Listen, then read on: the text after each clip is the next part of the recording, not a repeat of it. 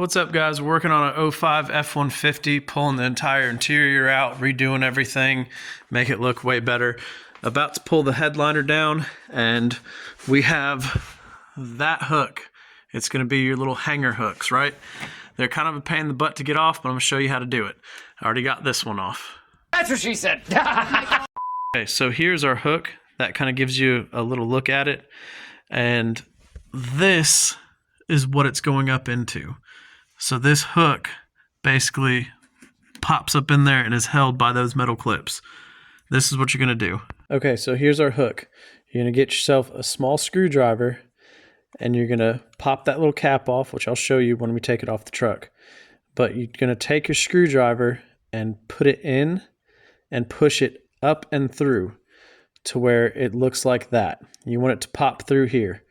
Once you pop it through that top part and get it through, you're going to push down on it to put leverage on it and pull the whole hook out. Let me show you how that works. Okay, so I'm going to try to do this one-handed. We'll see what happens. Take your screwdriver, pop that little clip down. You're going to take your screwdriver and you're going to shove it up into here. You want it to go up to the top part where you can see that metal right there, and shove it in between. So we'll go like this, give it a wiggle and jiggle, and pop it up in. My screwdriver is in. I'm going to go ahead and push leverage down, and then I'm going to grab this hook and pull the whole thing. Pull it straight out.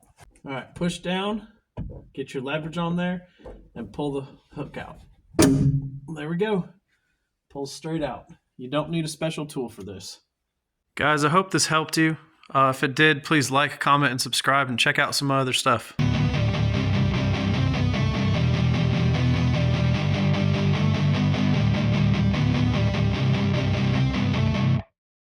Take care now. Bye-bye then.